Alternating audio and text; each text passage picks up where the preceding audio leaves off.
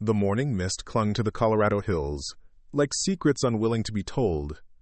Marcus Reed pulled his leather coat tighter against the October chill as he guided his stallion, Thunder, down the familiar path toward the old smokehouse.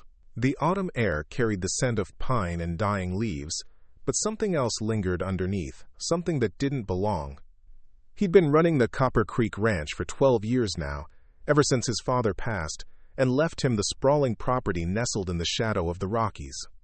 At 35, Marcus had grown accustomed to solitude, to the predictable rhythm of ranch life, to checking the buildings and fences that marked the boundaries of his world.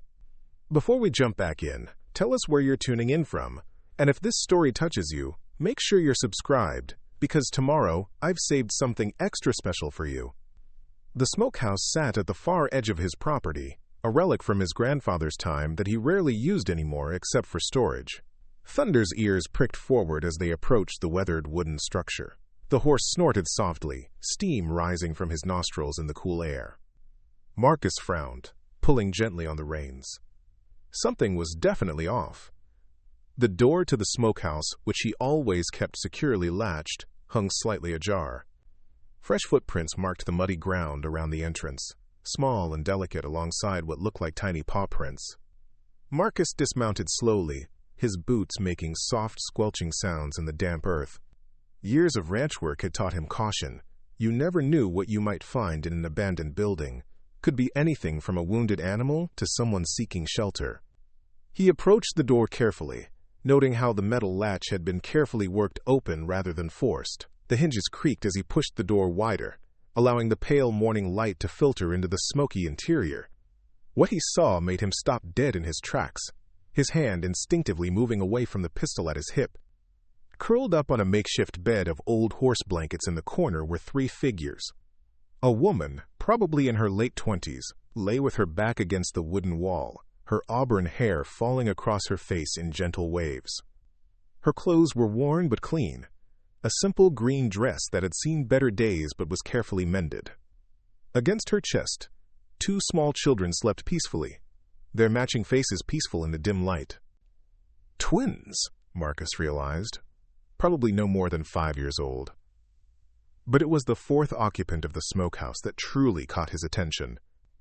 Nestled protectively at the foot of the makeshift bed was a young badger, its distinctive black and white markings clearly visible even in the shadows.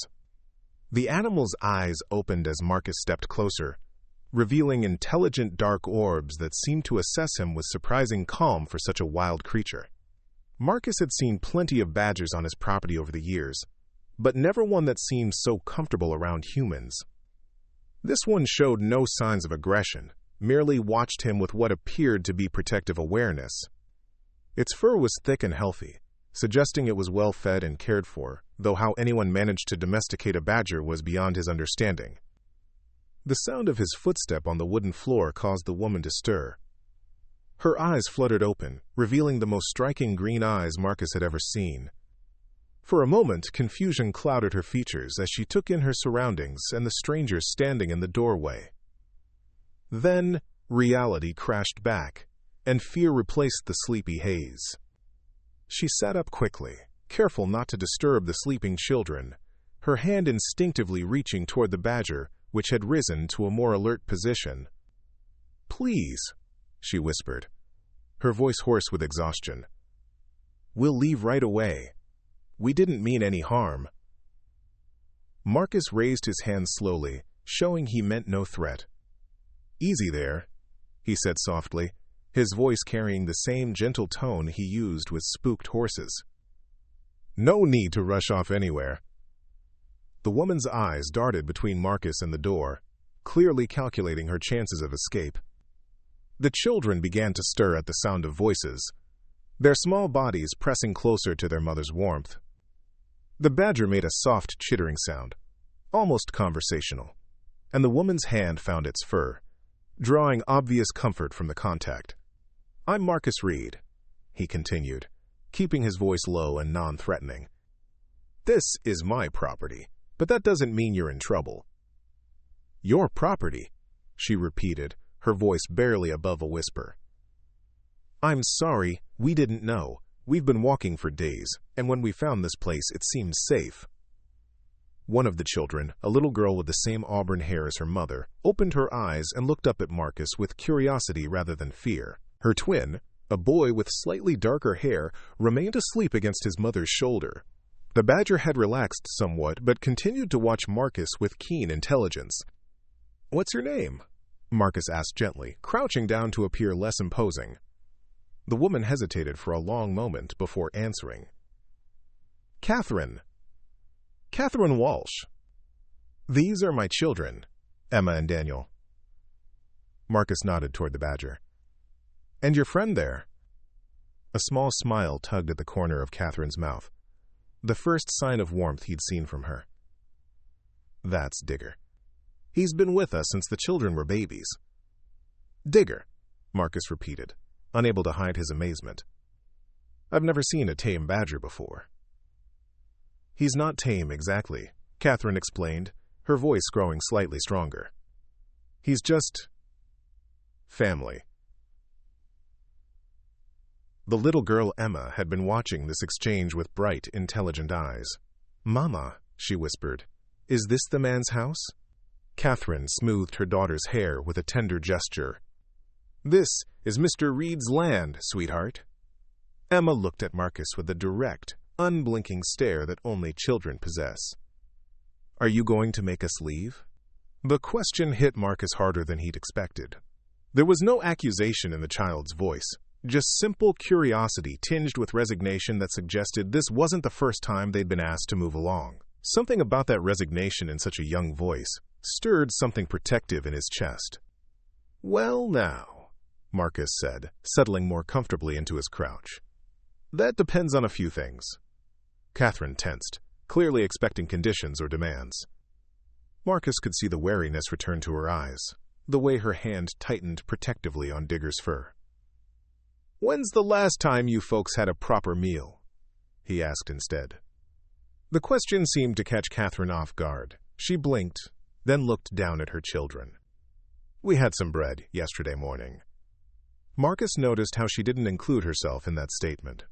He'd grown up on a ranch, knew how to read the signs of hunger and exhaustion. The hollows under Catherine's cheekbones, the way her dress hung loose on her frame, the careful way she moved, as if conserving energy.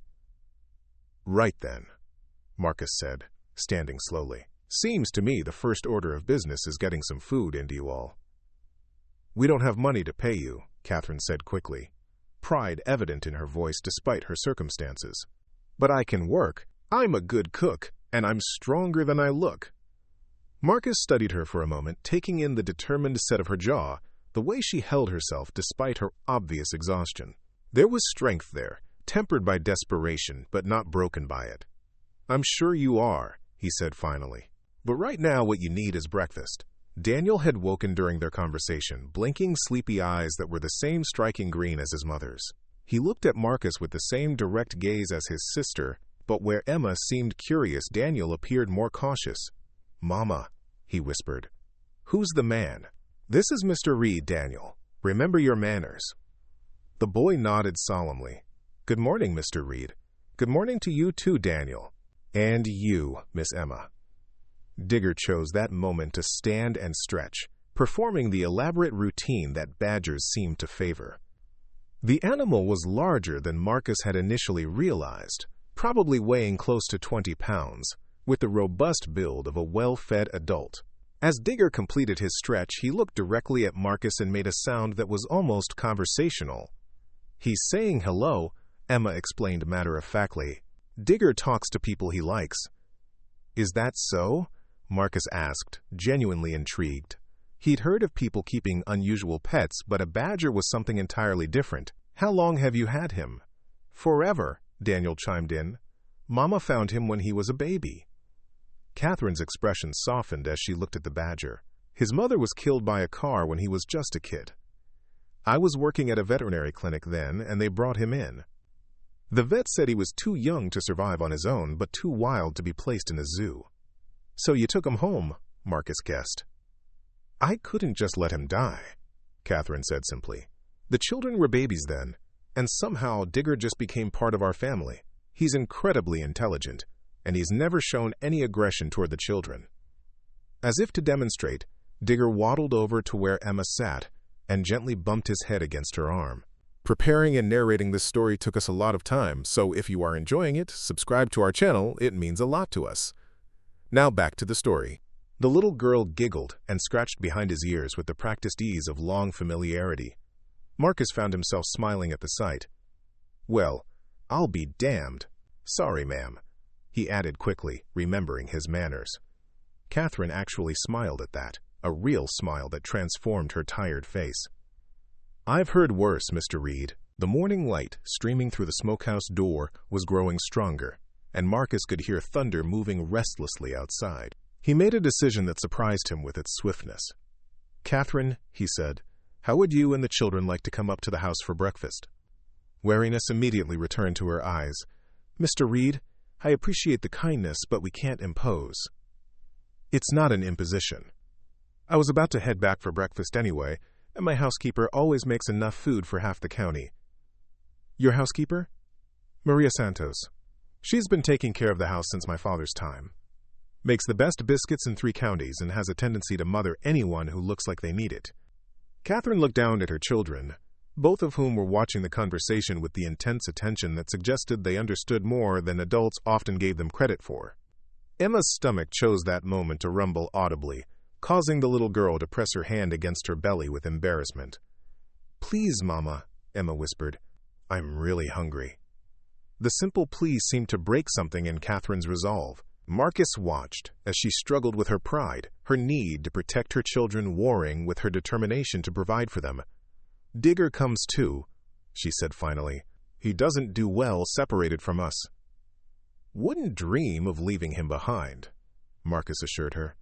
"Though I have to ask, how does he travel with you?" Daniel piped up with childish pride. "He rides in our wagon. Mama made him a special bed." Marcus glanced around the smokehouse, but saw no sign of a wagon. Catherine caught his look, and her expression grew tight again. "We had to leave it behind," she said quietly. "The wheel broke 3 days ago, and we couldn't fix it." The pieces were starting to come together in Marcus's mind.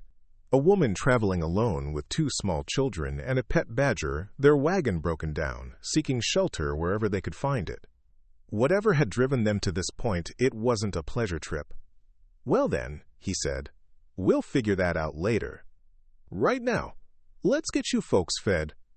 Catherine began gathering their few possessions, folding the horse blankets with careful precision. Marcus noticed how few belongings they had, everything fitting into a single worn carpet bag and a small leather satchel. "These blankets," Catherine said hesitantly, "they were already here. We didn't steal them." "I know," Marcus replied gently. "My grandfather used to sleep out here sometimes when he was smoking meat. Always kept bedding here for that purpose." Relief flickered across her features. As she finished packing, Marcus had a chance to observe her more closely. Despite her obvious exhaustion and the worn state of her clothes, there was something refined about Catherine Walsh. The way she moved spoke of good breeding, and her speech carried the accent of education. Whatever her story was, she hadn't always been sleeping in smokehouses. Digger had positioned himself near the door, clearly ready to accompany them. The badger's behavior continued to amaze Marcus. In his experience, wild animals, even those raised from infancy, retained their essential wildness. But Digger seemed genuinely domesticated, more like an unusual dog than a wild creature. "Before we go," Marcus said, "I should warn you that Maria might fuss over you a bit. She's got strong opinions about proper feeding and taking care of people." "That's very kind of her," Catherine replied, "but we won't be staying long enough to be a bother." Marcus noticed she didn't specify where they were planning to go, and something in her tone suggested she didn't entirely know herself. He decided not to press the issue for now.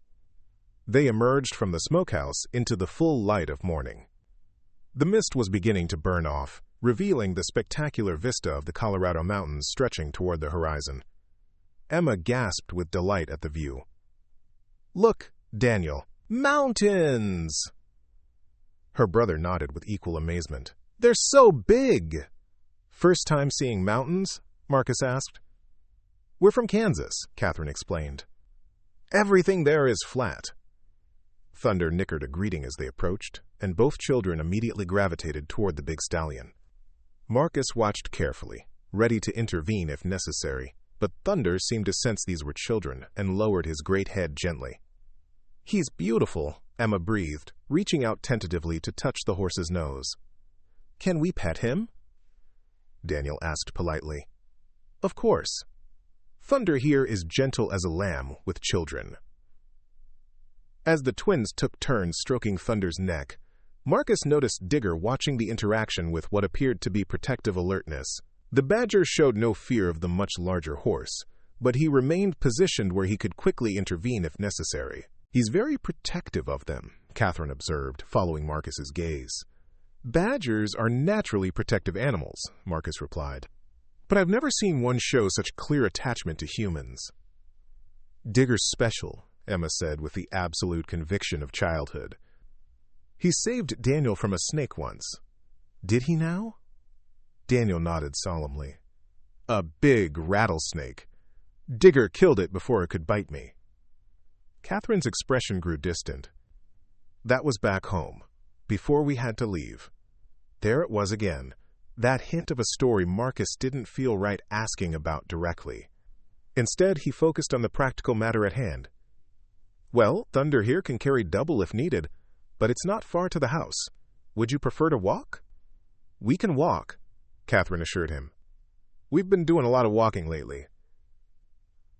The journey to the main house took about 15 minutes, following a well-maintained dirt road that wound through stands of aspen and pine.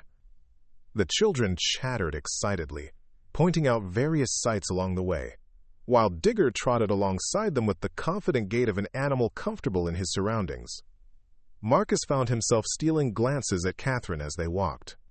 In the full light of day, he could see that she was younger than he'd initially thought, probably not much past 25. Her auburn hair caught the morning sunlight, revealing golden highlights, and despite her obvious exhaustion, there was a vitality about her that spoke of inner strength. The Copper Creek ranch house came into view as they rounded a bend in the road. It was a substantial two-story structure built from local stone and timber, with a wide wraparound porch that his mother had insisted upon years ago. Smoke rose from the kitchen chimney, indicating that Maria was already at work preparing the day's meals. "It's lovely," Catherine said softly, and Marcus caught a note of wistfulness in her voice. "My grandfather built the original cabin here in 1885, Marcus explained. "My father expanded it when he married my mother, and I've added a bit here and there over the years." As they approached the house, a woman emerged from the kitchen door, wiping her hands on a flour-dusted apron. Maria Santos was in her 50s, with graying black hair pulled back in a neat bun, and the kind of round, comfortable figure that suggested she'd never let anyone leave her kitchen hungry. "Marcus," she called in accented English, "you are late for breakfast." I was beginning to worry. "Sorry, Maria, I got delayed at the smokehouse." He gestured toward his companions. "We have guests."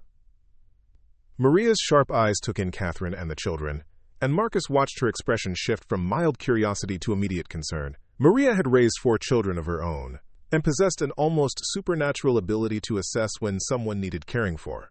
"Dios mío," she murmured, hurrying down the porch steps. "You poor things! Come inside immediately." Before Catherine could protest, Maria had swept Emma and Daniel into her embrace, clucking over them in a mixture of English and Spanish. Digger, apparently accustomed to enthusiastic adults, simply waited patiently for the fuss to die down. "Maria," Marcus said with amusement, "this is Catherine Walsh and her children, Emma and Daniel, and that's Digger." Maria paused in her ministrations to look more closely at the badger. To her credit, she merely raised an eyebrow slightly before returning her attention to the children. "You are hungry, see? Of course you are hungry. I have fresh biscuits and eggs and bacon. Come, we feed you properly." Catherine tried to interject. "Mrs. Santos, you're very kind, but we don't want to impose." "Impose?" Maria waved the concern away with a flour-dusted hand. "There is no impose when children are hungry. Marcus, you bring them inside now." Marcus had learned long ago not to argue with Maria when she was in full maternal mode. He gestured toward the house with a resigned smile. "Resistance is futile, I'm afraid." The interior of the ranch house was warm and welcoming, with comfortable furniture and walls lined with family photographs and local artwork. Maria bustled them into the large kitchen, which occupied most of the back of the house and featured a massive table that could easily seat 12 people. "Sit, sit," Maria commanded, pulling out chairs around the table. "I bring food immediately." Emma and Daniel climbed onto chairs, their eyes wide as they took in the warm, bright kitchen. Digger positioned himself on the floor between their chairs, alert but relaxed. Catherine sat hesitantly, clearly overwhelmed by the sudden kindness. Maria moved around the kitchen with practiced efficiency, loading plates with fluffy biscuits, scrambled eggs, crispy bacon, and fresh fruit. She set full plates in front of Catherine and the children, then surprised Marcus by preparing a small plate for Digger as well. "Animals must eat too," she said matter-of-factly when Marcus raised an eyebrow. The twins looked to their mother for permission before touching their food, another sign of their good upbringing.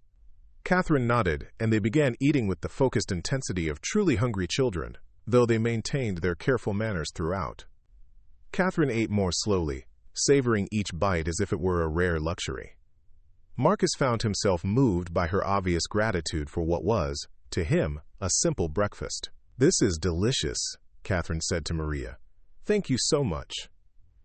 "De nada," Maria replied warmly. "You eat. You are too thin."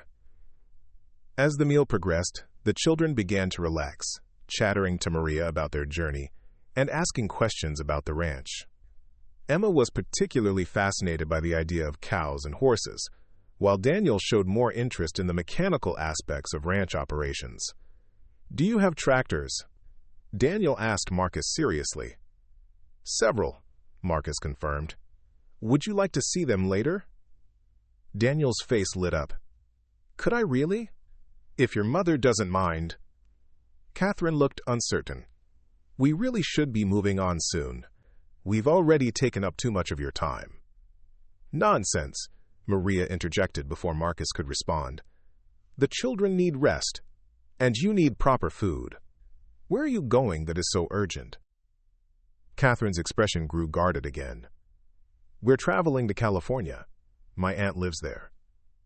"California is very far," Maria observed, "especially with little ones." "We'll manage," Catherine said quietly, though Marcus caught the uncertainty in her voice. After breakfast, Maria insisted on showing Catherine and the children to the guest rooms upstairs, declaring that they needed proper rest after sleeping on the ground. Marcus watched them go, noting how Catherine continued to look around as if expecting something bad to happen. Digger had fallen asleep on the kitchen floor, apparently satisfied that his charges were safe for the moment. Marcus studied the unusual animal, still amazed by its obvious domestication and intelligence. When Maria returned to the kitchen, she fixed Marcus with a stern look. "That woman and those children are running from something," she announced without preamble. "I figured as much," Marcus replied. "But it's none of our business unless they want it to be." She has fear in her eyes, deep fear. And those children, they are too well behaved, too careful. Children should not have to be so careful. Marcus nodded, having observed the same things. "What do you think we should do?" "We help them," Maria said simply. "They need time to rest, to feel safe. Maybe then she will tell us what drives them." "They can't stay indefinitely, Maria. Whatever they're running from, it might follow them here. Then we make sure they are strong enough to face it when it comes." Marcus considered this. The rational part of his mind said that getting involved in someone else's troubles was asking for complications he didn't need. But another part of him, a part that had been dormant since his wife's death 3 years ago, stirred at the thought of helping this small family. Upstairs, he could hear Maria's voice as she settled Catherine and the children into rooms, followed by the sound of running water as she drew baths for them. The domestic sound stirred something in Marcus that he'd thought buried with Rebecca. Digger opened one eye as if sensing Marcus's attention, then closed it again, apparently deciding the rancher posed no immediate threat. The badger's presence in his kitchen should have been strange, but somehow it felt right, as if the animal belonged here as much as anyone. The rest of the morning passed quietly. Catherine and the children napped in their rooms while Maria busied herself with laundry, washing their travel-worn clothes and mending several tiers with the efficiency of long practice. Marcus attended to his usual ranch duties, but found his thoughts constantly returning to his unexpected guests. It was nearly noon when Catherine appeared in the kitchen doorway, looking refreshed but still wary. Maria had provided her with a simple blue dress that fit reasonably well, and her auburn hair was now clean and braided. "Mrs. Santos, I can't thank you enough for your kindness," Catherine began, "but the children and I should really be on our way." "On your way to where?" Marcus asked gently, looking up from the account books he'd been reviewing at the kitchen table. Catherine hesitated. "I told you, California. My aunt's expecting us. Have you written to tell her you're coming?" The question seemed to catch Catherine off guard. "I? No, I haven't had an opportunity." "California's a big state," Marcus observed mildly. "Might be helpful to let her know which part you're headed for." Catherine's composure began to crack slightly. "She lives in Los Angeles. I have her address." "That's quite a journey from here. How are you planning to get there?" "We'll find a way," Catherine said with more confidence than she clearly felt. "We always do." Marcus exchanged a glance with Maria, who was preparing lunch with pointed efficiency. It was clear that Catherine had no real plan beyond getting away from whatever had driven them from Kansas. "Catherine," Marcus said carefully, "I don't mean to pry, but traveling alone with 2 small children is dangerous, especially without proper transportation or supplies." "We've managed so far," Catherine replied, but her voice wavered slightly. "Your wagon's broken down, you're traveling on foot, and winter's coming early this year. The mountain passes will be snowed in within a month." The truth of his words seemed to hit Catherine like a physical blow. She sat down heavily in a chair, her careful composure finally cracking. "I don't know what else to do," she whispered, so quietly that Marcus had to strain to hear her. "I can't go back." Before Marcus could respond, the sound of small feet on the stairs announced the arrival of Emma and Daniel. They appeared in the kitchen doorway, clean and refreshed, wearing clothes that Maria had somehow managed to wash and dry during their nap. "Mama," Emma said, running to Catherine's side, "Mrs. Maria says there are baby calves we can see." "And chickens," Daniel added with equal excitement. Catherine forced a smile for her children's benefit. "That sounds wonderful, but we need to be leaving soon." Both children's faces fell. "But Mama," Emma protested, "we just got here. And Digger likes it here. Look!" She pointed to where the badger was contentedly stretched out in a patch of sunlight streaming through the kitchen window. Digger did indeed appear completely at ease, more relaxed than Marcus had yet seen him.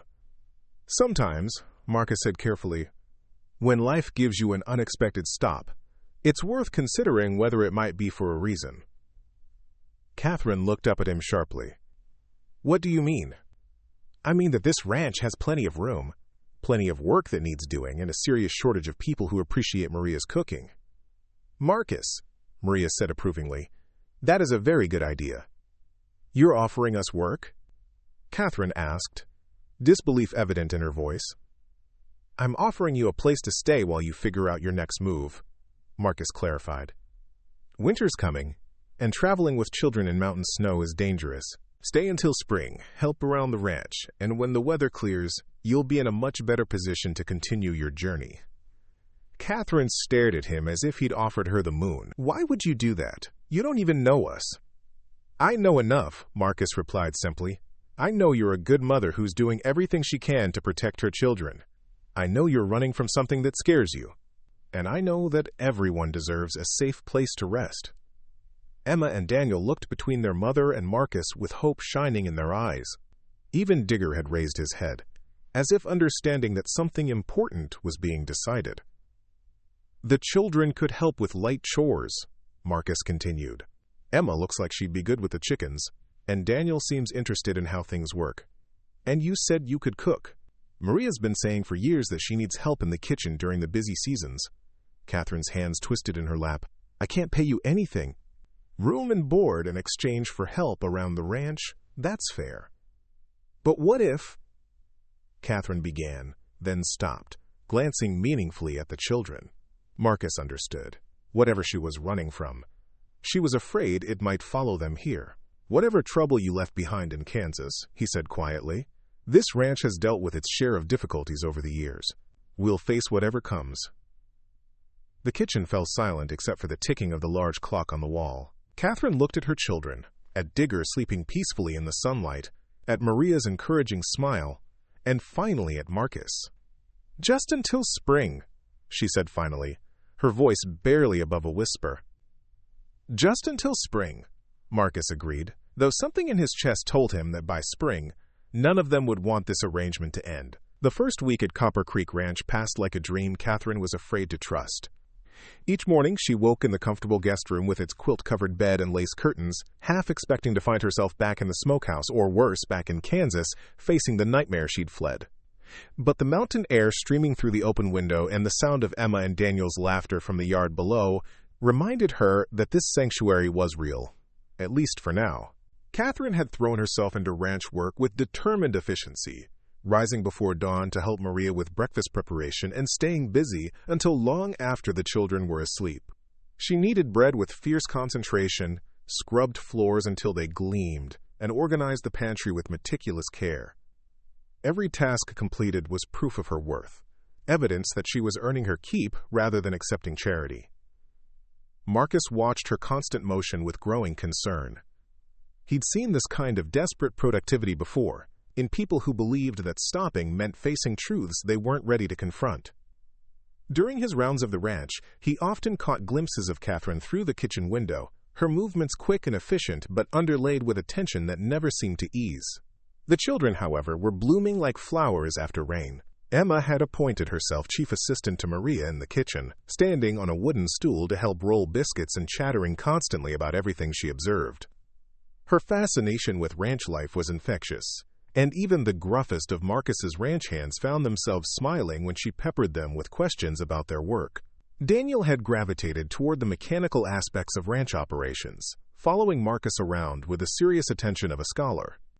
The boy had an intuitive understanding of how things worked, often asking questions that revealed insights Marcus hadn't expected from someone so young. When Marcus showed him how to check the oil in the ranch truck, Daniel absorbed every detail with the intensity of someone memorizing sacred text. Digger had settled into ranch life as if he'd been born to it. The Badger had established a routine of morning patrols around the immediate area of the house, seeming to take his role as family protector seriously while adapting to the expanded territory.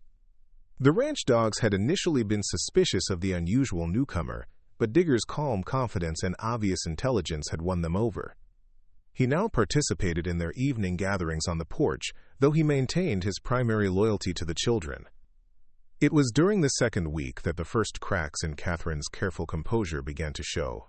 Marcus had been working on fence repairs in the north pasture when he heard the sound of a vehicle approaching at high speed. By the time he reached the main yard, a dust-covered pickup truck was pulling to a stop near the house, and a man in a sheriff's uniform was climbing out. Sheriff Tom Bradley was a longtime friend of Marcus's father and had known Marcus since childhood. He was a fair man with kind eyes and the patient demeanor that served him well in his dealings with the scattered ranching community. But today his expression was serious as he approached Marcus. "Afternoon, Marcus," Bradley said, touching the brim of his hat. "Hope I'm not interrupting anything important." "Just fence work," Marcus replied, noting the sheriff's formal tone. "What brings you out this way, Tom?" "Got a call from Kansas authorities yesterday. They're looking for a woman named Catherine Walsh and her 2 children. Seems she left Topeka rather suddenly about 3 weeks ago." Marcus felt his stomach tighten, but he kept his expression neutral. "That so? Any particular reason they're looking for her?" "Child custody matter, from what I understand. The children's guardian is worried about them." Bradley's eyes swept the ranch yard, taking in the peaceful scene. "You haven't seen anyone matching that description, have you?" Before Marcus could answer, the kitchen door opened and Catherine stepped onto the porch, drawn by the sound of an unfamiliar vehicle. The moment she saw the sheriff's uniform, all color drained from her face. Her hand gripped the porch railing so tightly that her knuckles went white. Bradley's experienced eye immediately picked up on her reaction. "Ma'am," he said politely, "I'm Sheriff Bradley. Might I have a word with you?" Catherine's voice, when she found it, was barely above a whisper. "About what?" I think you know, Mrs. Walsh. The use of her name hit Catherine like a physical blow. She swayed slightly, and Marcus found himself moving closer to the porch, ready to catch her if she fell. "The children," Catherine managed. "Are they safe?" "They're fine, ma'am. But their guardian in Kansas is mighty worried about them. Says you took them without proper legal authorization." Catherine's composure finally shattered. "He's not their guardian," she said fiercely, sudden strength returning to her voice. "He has no right to them." "Well now, that's where it gets complicated," Bradley said gently. "According to the paperwork I received, Martin Walsh was granted temporary custody after your husband's death, pending a full hearing." "Martin is my brother-in-law," Catherine said, her voice rising. "He hated David, and he hates me. The only reason he wants the children is because of David's life insurance money." Marcus stepped forward. "Tom, maybe we should all sit down and discuss this calmly." Bradley nodded. That might be best. They gathered on the porch, Catherine perched on the edge of a chair as if ready to flee at any moment. Through the kitchen window, Marcus could see Maria keeping Emma and Daniel occupied with some baking project, their voices a cheerful counterpoint to the tension outside. "Mrs. Walsh," Bradley began carefully, "I need to understand the situation here. Did you leave Kansas without informing the court of your whereabouts?" Catherine's hands twisted in her lap. "The hearing was a sham. Martin has money, influence. He convinced the judge that I was unstable, that grief had made me unfit to care for my own children. And was there any truth to that assessment?" "I was grieving," Catherine admitted, tears beginning to flow. "My husband died suddenly, and I was trying to hold everything together. But I would never hurt my children. Never." Marcus found himself speaking before he'd consciously decided to. "Tom, I've had Catherine and her children staying here for 2 weeks now. She's been nothing but responsible in caring with those kids." Bradley looked at his old friend with interest. 2 weeks? And how did they come to be here? I found them sheltering in my old smokehouse. Their wagon had broken down, and they needed help." "I see." Bradley turned back to Catherine. "Mrs. Walsh, why didn't you fight the custody hearing through proper legal channels?" Catherine's laugh was bitter. "With what money? David's medical bills ate through most of our savings, and what was left, Martin froze when he filed for custody. I couldn't even afford a lawyer, so you decided to run. I decided to protect my children from a man who sees them as nothing more than a source of income." Catherine's voice strengthened with conviction. "Martin made it very clear that if he gained custody, I would have no place in their lives. He was going to send them to boarding school and hire nannies to raise them."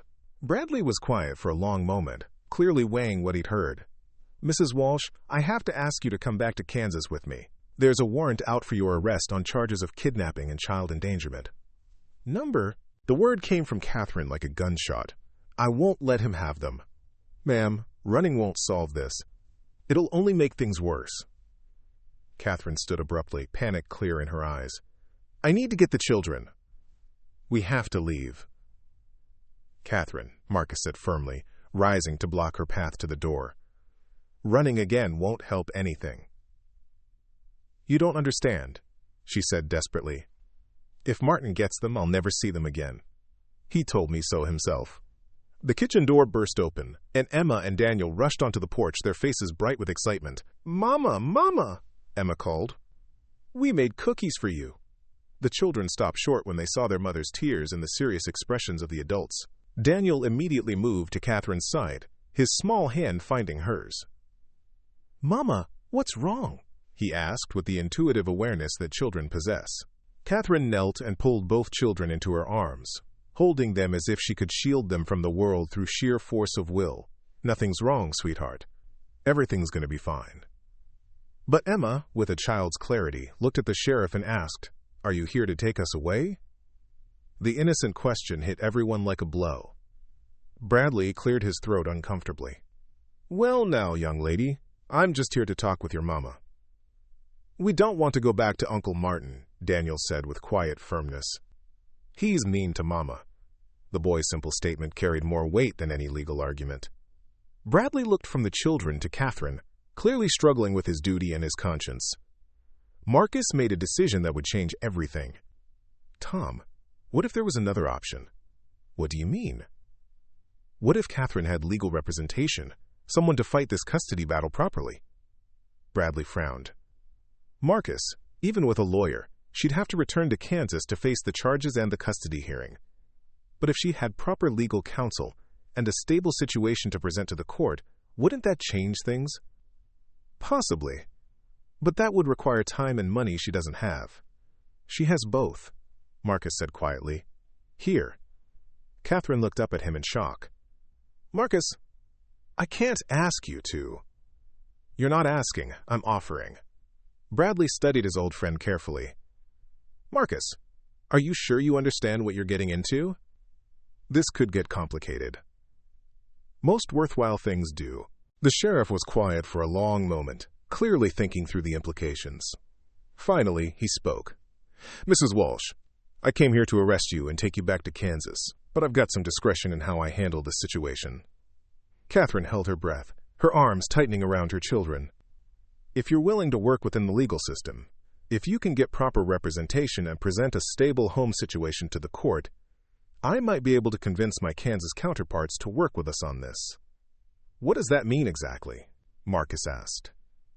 It means Mrs. Walsh would need to formally respond to the custody petition, but she could do it from here while maintaining temporary custody of the children. The court would need assurance that she's not going to run again, and they'd want to see evidence of stability. Catherine looked up at Marcus with desperate hope. Would you really help me fight this? Catherine, those children belong with their mother. Anyone can see that. Sheriff Bradley stood up. I'll need some time to make some calls. Talk to the Kansas authorities about this alternative arrangement.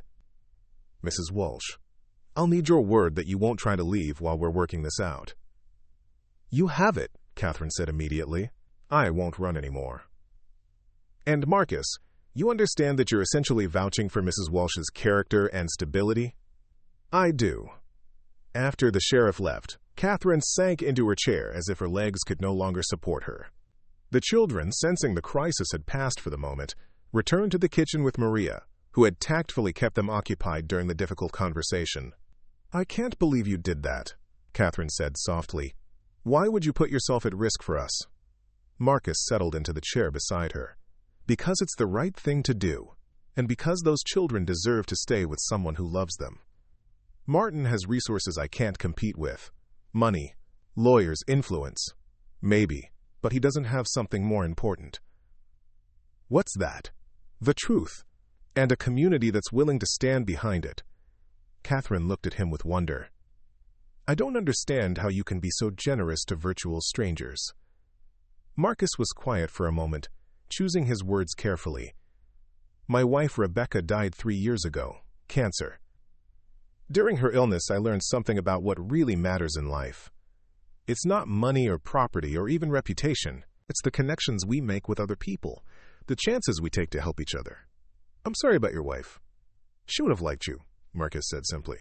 And she would have moved heaven and earth to help those children.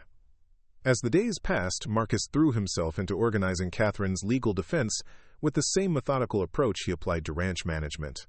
He contacted lawyers, gathered character references from neighbors and business associates, and began documenting Catherine's fitness as a mother and the stability of her situation at the ranch. Catherine, meanwhile, began to slowly open up about her life in Kansas and the events that had led to her flight. Her husband, David, had been a high school teacher with a passion for literature and a gentle nature that had attracted her from their first meeting. They'd married young and settled into a quiet, happy life in Topeka, where David taught and Catherine worked part-time at a veterinary clinic. The twins had been born after several years of marriage, and David had been a devoted father who spent his evenings reading to them and teaching them about the world. It was David who had first brought home the orphaned badger kit, knowing that Catherine's soft heart wouldn't be able to resist helping the tiny creature. David always said that Digger was meant to be part of our family, Catherine told Marcus one evening as they sat on the porch watching the children play in the yard. He had this theory that sometimes the universe sends us exactly what we need, even if we don't realize it at the time. The badger in question was currently engaged in what appeared to be a game of tag with Emma and Daniel, his playful nature belying his wild origins. Digger had grown visibly healthier during their time at the ranch, his coat thicker and his movements more energetic. How did David die? Marcus asked gently. Catherine's expression grew distant. Heart attack. He was only 32, perfectly healthy as far as we knew. He collapsed at school one day and never woke up. I'm sorry. The worst part was how sudden it was. One day we were planning Emma's birthday party, and the next day I was planning his funeral. She went on to describe the aftermath, how David's brother Martin had appeared at the funeral with expressions of sympathy that quickly turned to suggestions about the children's future. Martin was successful and unmarried, with strong opinions about proper child-rearing and a barely concealed disdain for Catherine's working-class background. He made it clear from the beginning that he thought I was unsuitable to raise David's children alone, Catherine said. He kept talking about opportunities they would have with him, private schools and connections and advantages I couldn't provide. But David wanted them to stay with you. David never imagined he might die so young. We didn't have detailed custody provisions in our wills, just the assumption that the surviving parent would raise the children. Marcus began to understand the legal complexity of Catherine's situation. Without clear documentation of David's wishes, and with Martin's financial advantages and legal connections, the custody battle had been weighted against her from the start. As the weeks passed, more details of Catherine's story emerged. The financial pressures after David's death, the way Martin had systematically undermined her confidence and parenting abilities, the court-appointed evaluator who had seemed predisposed to favor Martin's petition for custody. I felt like I was losing pieces of myself every day, Catherine confided. Every interaction with Martin and his lawyers made me doubt my own judgment, my own worth, as a mother. What finally made you decide to leave? Catherine's expression hardened. I overheard Martin on the phone with someone, talking about his plans once he had custody. He was already arranging for the children to be enrolled in a boarding school in Connecticut. He talked about them like they were chess pieces to be moved around for his convenience. The legal battle began in earnest during the third week of October. Marcus had hired a Denver law firm with experience in interstate custody cases, and they'd begun the complex process of challenging Martin Walsh's petition while establishing Catherine's rights as the children's natural guardian. The lawyers were cautiously optimistic about Catherine's chances, particularly given the character references Marcus had assembled and the clear evidence of the children's well-being at the ranch.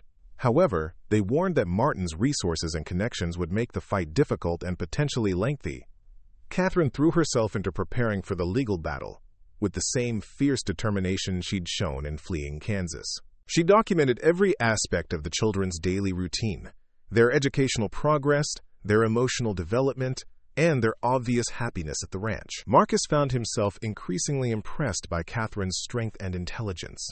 Despite her earlier panic and desperation, she approached the legal challenges with clear thinking and careful preparation. She worked with the lawyers to craft responses to Martin's allegations, providing detailed rebuttals to every claim of instability or unfitness. The children, meanwhile, continued to thrive in their ranch environment. Emma had become Maria's devoted assistant, learning to cook traditional Mexican dishes and helping with the household management. Her natural chattiness and curiosity made her a favorite among the ranch hands, who competed to show her different aspects of ranch operations. Daniel had revealed an aptitude for mechanical work that impressed even Marcus's most experienced hands.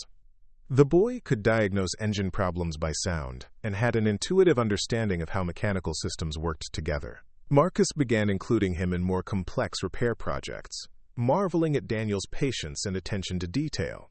Both children had also taken to riding like naturals. Marcus had started them on the gentlest mares in his stable, and within weeks they were confidently handling their mounts on easy trail rides around the ranch property. Their fearlessness and natural balance suggested they'd inherited their father's athletic abilities. Digger had appointed himself supervisor of all ranch activities involving the children. The Badger accompanied them on rides, trotting alongside the horses with impressive endurance. He supervised their work in the garden, helped with egg collection by keeping the chickens in line, and maintained his evening ritual of checking the perimeter of the house before settling down for the night. It was during this period of relative calm that Marcus began to notice changes in his own feelings toward Catherine. What had started as simple compassion for a woman in distress had evolved into something deeper and more complex.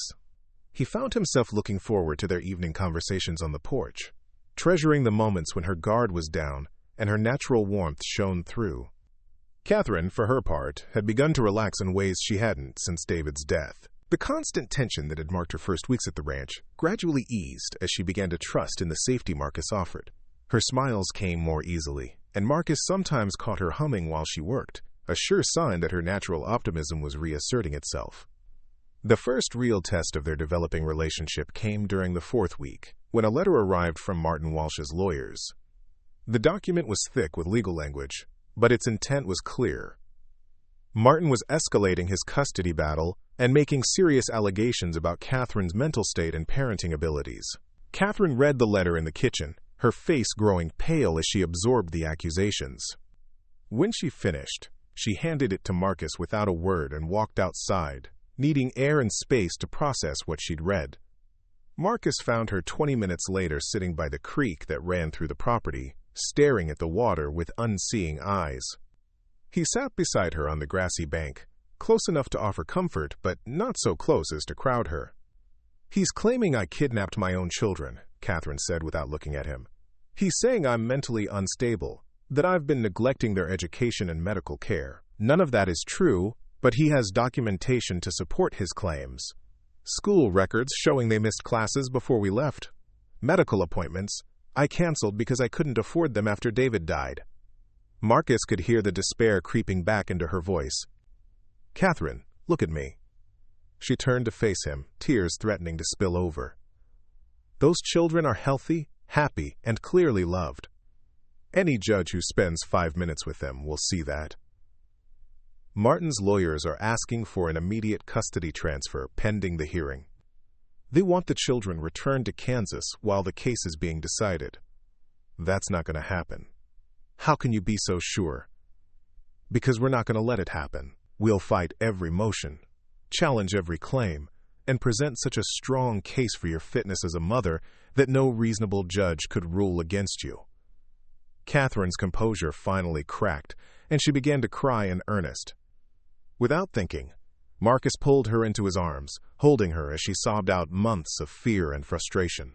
He could feel the trembling in her slight frame, the way she seemed to collapse against him as if she'd been holding herself together through pure will. "I'm so tired of being afraid," she whispered against his shoulder. "You don't have to be afraid anymore. I'm not going to let anyone hurt you or those children." They sat by the creek until the sun began to set, talking through the legal challenges ahead and planning their strategy. Marcus found himself making promises he hoped he could keep, commitments that went far beyond simple hospitality toward genuine partnership in Catherine's fight. When they finally returned to the house, they found Emma and Daniel helping Maria prepare dinner, their voices bright with chatter about their day's adventures. The contrast between the children's innocent happiness and the legal battle being waged over their future struck Marcus as both heartbreaking and inspiring. That night, after the children were asleep, Marcus and Catherine sat on the porch planning their next moves. The lawyers had recommended gathering additional character witnesses and documenting the children's educational progress during their time at the ranch. "I've been thinking about Emma's reading," Catherine said. "She's advanced 2 grade levels since we've been here. Maria's been working with her in Spanish, and she's picking it up remarkably quickly. And Daniel's mechanical aptitude is extraordinary for his age," Marcus added. "Maybe we should document his learning through hands-on work with the ranch equipment." As they talked, Digger emerged from his evening patrol and settled at Catherine's feet with a contented sigh. The badger's presence had become such a natural part of their routine that Marcus sometimes forgot how unusual their situation was. "Marcus," Catherine said suddenly, "what happens if we lose?" The question hung in the night air between them. Marcus had been avoiding thinking about that possibility, but he knew Catherine needed to hear his answer. "We won't lose," he said firmly. "But if we did, if somehow the worst happened, I wouldn't let you face it alone." "What do you mean?" Marcus took a deep breath, knowing he was about to make the most important commitment of his life. "I mean that whatever happens, you and those children have a home here for as long as you want it. Legal battle or no legal battle, you're part of this ranch now." Catherine stared at him in the dim porch light. "Marcus, you can't mean that. If we lose the custody case, if Martin gets the children, I'll have nothing to offer you in return. You'll have yourself. And that's enough." The words hung between them, heavy with implication. Marcus realized he'd just crossed a line from friendship into something much deeper, and he waited to see how Catherine would respond. She was quiet for so long that he began to worry he'd overstepped, that his feelings had run ahead of hers and made her uncomfortable. But when she finally spoke, her voice was soft with wonder. "I haven't felt safe in so long," she said. "Not since David died. But here, with you, I'm beginning to remember what it feels like to have someone to depend on. You can depend on me, Catherine. Whatever comes."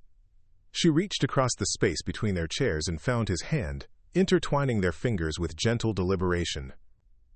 "I'm scared to trust this, to trust what I'm feeling." "What are you feeling?" Catherine's answer was barely a whisper. "Like maybe the universe sent me exactly what I needed, even if I didn't realize it at the time." The echo of her late husband's words about Digger wasn't lost on either of them. Marcus squeezed her hand gently, understanding that she was offering him something precious and fragile that he would guard with his life. Above them, the Colorado stars spread across the clear night sky, witnessing promises made and hope renewed. In the distance, cattle lowed softly in the pastures, and the sound of the creek provided a gentle soundtrack to their quiet conversation. Neither of them knew what challenges lay ahead, what legal battles would need to be fought, or what obstacles Martin Walsh might throw in their path. But they knew they would face whatever came together, bound by something stronger than legal documents or financial resources. As the evening grew late and they finally prepared to go inside, Digger rose and performed his nightly security check of the porch perimeter. The Badger's routine had become a comforting ritual, a sign that all was well in their small corner of the world. Tomorrow would bring new challenges, more legal documents, and continued uncertainty about the future. But tonight, Catherine Walsh felt safe for the first time in months, and Marcus Reed discovered that his heart was capable of healing in ways he'd never imagined possible. November brought early snow to the Colorado mountains, blanketing Copper Creek Ranch in pristine white that transformed the familiar landscape into something magical. Catherine stood at the kitchen window, watching Emma and Daniel build a snowman with Digger's enthusiastic supervision, their laughter carrying across the yard like music. The Badger had never seen snow before, and his playful antics in the white powder had the children in constant giggles. The legal battle with Martin Walsh had intensified over the past month, with motions and counter-motions flying between Colorado and Kansas like autumn leaves in a windstorm. Marcus's lawyers remained cautiously optimistic, but warned that Martin's team was preparing for an aggressive final push that would likely culminate in a face-to-face hearing before a Kansas judge. Catherine had grown stronger through the fight, her initial panic replaced by steely determination. She spent hours each day documenting the children's progress, photographing their ranch activities, and working with the lawyers to build an unshakable case for her fitness as a mother. The frightened woman who had fled Kansas in desperation had evolved into a formidable advocate for her children's welfare. Marcus watched this transformation with deep admiration and growing love. Catherine's courage in facing down a system designed to intimidate her, her fierce protection of Emma and Daniel, and her gradual opening of her heart to him had awakened feelings he'd thought buried with Rebecca. Yet he'd been careful not to pressure her, understanding that her focus needed to remain on securing her children's future. The breakthrough came on a Tuesday morning when Sheriff Bradley arrived with news that changed everything. Martin Walsh had been arrested in Topeka on charges of embezzlement and fraud, his carefully constructed facade of respectability crumbling under investigation by federal authorities. "Seems your brother-in-law was skimming money from his client's trust accounts," Bradley explained to Catherine as they sat in Marcus's living room. "FBI's been building a case against him for months. His arrest yesterday pretty much destroys his custody petition." Catherine stared at the sheriff in disbelief. "Are you saying the case is over?" "Not officially, but his lawyers have already filed motions to withdraw from representing him. Without his financial backing and with his criminal charges pending, the custody battle's essentially finished." The relief that washed over Catherine was visible, her entire body seeming to relax for the first time in months. But it was followed immediately by something unexpected, a kind of panic at the sudden freedom she'd fought so hard to achieve. "So we can go anywhere now," she said quietly. "The children and I, we're free to leave." Marcus felt his heart clench at her words, though he tried to keep his expression neutral. They'd never discussed what would happen when the legal battle ended, had carefully avoided talking about the future beyond securing the children's safety. "That you are," Bradley confirmed. "Though I'd recommend staying put until the paperwork's all finalized, just to be safe." After the sheriff left, an awkward silence settled between Marcus and Catherine. The legal crisis that had bound them together was ending, and neither seemed sure what came next. Emma and Daniel burst through the kitchen door, their cheeks red from cold and their eyes bright with excitement. "Mama, Mama," Emma called. "Digger caught a snowball in his mouth." "He's so smart," Daniel added, pulling off his mittens. "Can we go sledding after lunch?" Catherine smiled at her children's enthusiasm, but Marcus noticed the forced quality of her cheer. "We'll see, sweetheart. Come get warmed up first." As Maria fussed over the children with hot chocolate and warm towels, Marcus found himself studying Catherine's face, trying to read the emotions playing across her features. Relief was there, certainly, but also something that looked disturbingly like goodbye. That evening, after the children were asleep, Catherine sought Marcus out in his study. She stood in the doorway for a long moment, seeming to gather courage before speaking. "I need to know something," she said finally. Marcus looked up from the ranch accounts he'd been pretending to review. "What's that? When you offered to help me fight Martin, was it just because you felt sorry for us? Because we were strangers in trouble?" The question caught Marcus off guard with its directness. "Why are you asking?" Catherine stepped into the room, closing the door behind her. "Because now that the threat is over, now that we don't need your protection anymore, I need to understand what this has all meant." Marcus set down his pen and gave her his full attention. "What do you think it's meant?" "I think," Catherine said carefully, "that somewhere along the way, this stopped being about helping strangers and became about something else entirely." "You're right." The simple admission hung between them, heavy with possibility and fear. Catherine moved closer to his desk, her hands clasped tightly in front of her. "I've been thinking about what happens next," she said. "The children and I could go to California, to my aunt's boarding house. Start fresh somewhere new." Marcus felt something cold settle in his chest. "Is that what you want?" "I want to do what's best for Emma and Daniel. They've been through so much upheaval, lost so much. They deserve stability. They have stability here. Do they? Or do they have a temporary sanctuary that was never meant to be permanent?"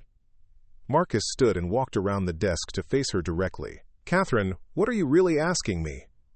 Her composure wavered, revealing the vulnerability beneath her careful words. "I'm asking if you want us to stay because you care about us, or because you feel obligated to see this through." "I want you to stay because I love you."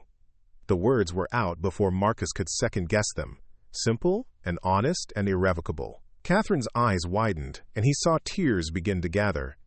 "I love you," he continued, "and I love those children as if they were my own, not because I pity you, not because I feel obligated, but because you've become the most important part of my life."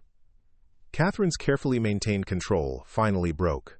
"I love you too," she whispered, "but I'm terrified." Marcus reached for her hands, finding them trembling.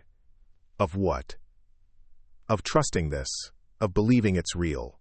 David's death taught me how quickly everything can change, how fragile happiness really is. Catherine, I can't promise that nothing bad will ever happen, but I can promise that whatever comes, we'll face it together." She looked up at him through her tears. The children need a father, someone who'll be there for them always. They have one, if you'll let me fill that role. The tears flowed freely now, but Catherine was smiling through them. "Are you asking me to marry you, Marcus Reed?" "I'm asking you to build a life with me, to make this ranch a home for all of us, including that remarkable badger who's appointed himself our family guardian." Catherine's laugh was watery but genuine. "Digger would never forgive us if we broke up the family now. Is that a yes?" Instead of answering with words, Catherine rose on her toes and kissed him, pouring months of suppressed emotion into the gesture. Marcus wrapped his arms around her, holding her close and marveling at how perfectly she fit against him.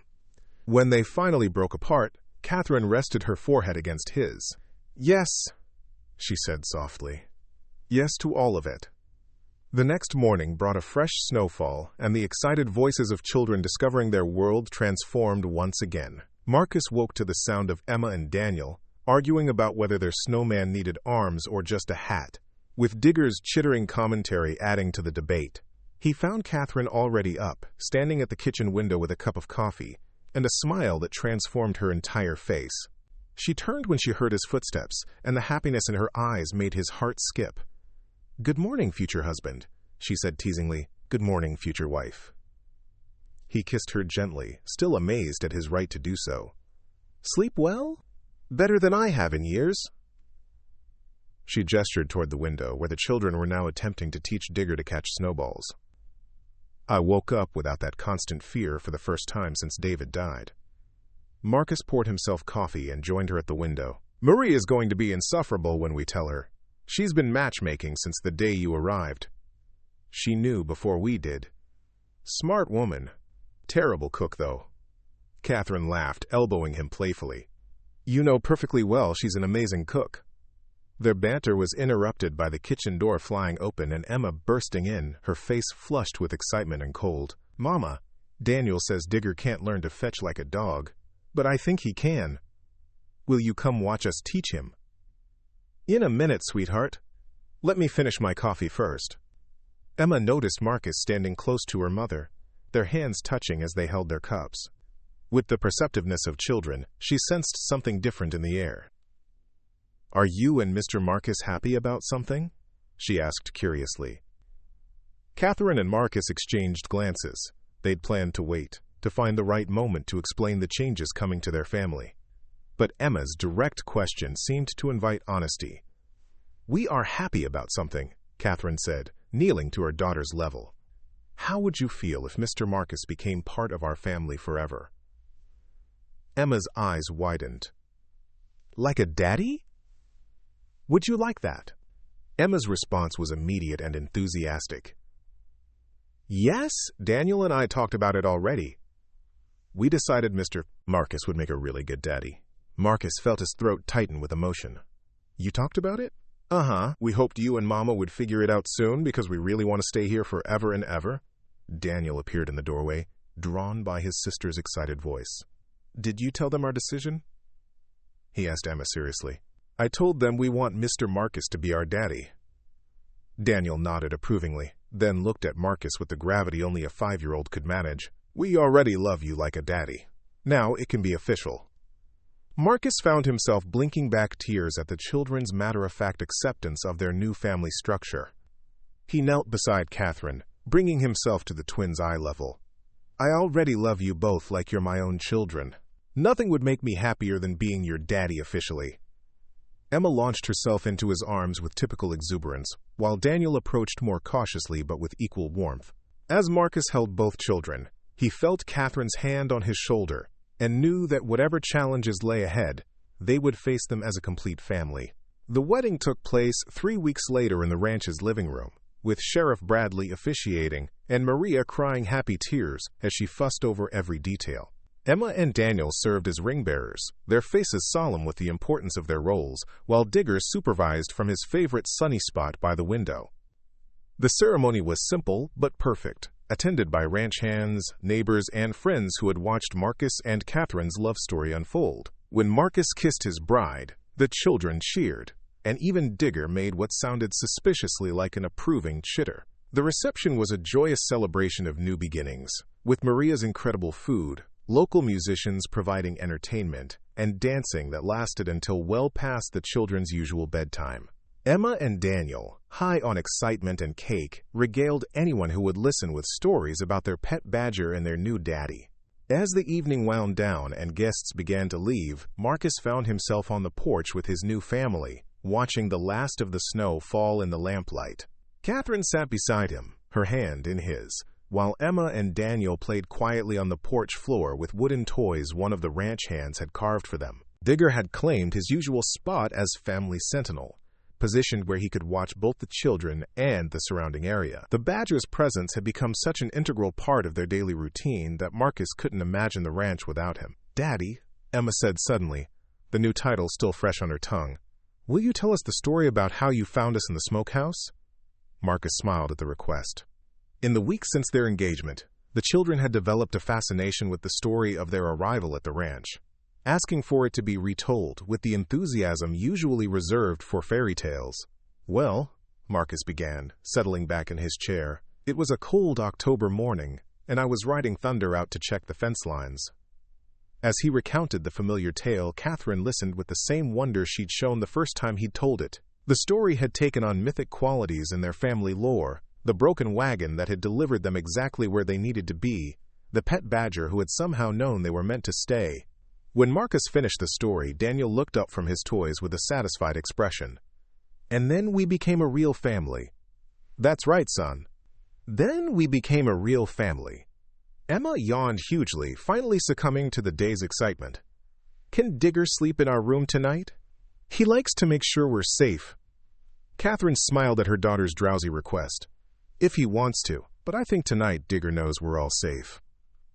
As if understanding the conversation, Digger rose and performed his evening security patrol of the porch, checking all the corners and shadows before returning to settle at the children's feet. His ritual complete, he looked up at Marcus with what appeared to be satisfaction, as if officially transferring guardianship of the family to their new protector. Later, after the children were tucked into bed and the house had settled into peaceful quiet, Marcus and Catherine found themselves alone on the porch where their relationship had deepened over countless evening conversations. "No regrets?" Marcus asked softly, pulling his wife closer in the cool night air. "Only that it took a crisis to bring us together," Catherine replied. "I keep thinking about what would have happened if your grandfather hadn't built that smokehouse, if we'd chosen a different place to shelter that night. I think we would have found each other somehow. Maybe not the same way, but somehow." Catherine smiled up at him. "You sound very certain." "I am. David was right about the universe sending us exactly what we need. That broken wagon didn't bring you here by accident." They sat in comfortable silence, listening to the night sounds of the ranch and planning the future they would build together. Tomorrow would bring new challenges, the everyday joys and struggles of family life, the work of merging their lives completely. But tonight, Catherine Walsh Reed felt the deep peace that comes from finding home at last. Inside the house, Emma and Daniel slept safely in their beds, with Digger curled protectively nearby. The badger, who had started as an orphaned wild creature, had become the guardian of their little family, the unlikely thread that had bound them all together from the very beginning. Marcus looked up at the star-filled Colorado sky and thought about the mysterious ways life unfolds, how a routine morning ride to check fence lines had led him to the love he'd thought lost forever. Catherine had been right about the universe providing exactly what they needed, even when they didn't realize they needed it. The smokehouse that had sheltered a desperate mother and her children now stood empty again, but it had served its purpose. It had been a way station on a journey that led home, a place of temporary refuge that had made permanent happiness possible. As the night deepened around them, Marcus and Catherine made quiet plans for the future, their voices mixing with the gentle sounds of their ranch, their family, their new life together. And in the peaceful silence that followed, they both understood that some stories have endings that are really beginnings, and some broken wagons deliver exactly the right people to exactly the right place, at exactly the right time. Up next, you've got two more standout stories right on your screen. If this one hit the mark, you won't want to pass these up. Just click and check them out.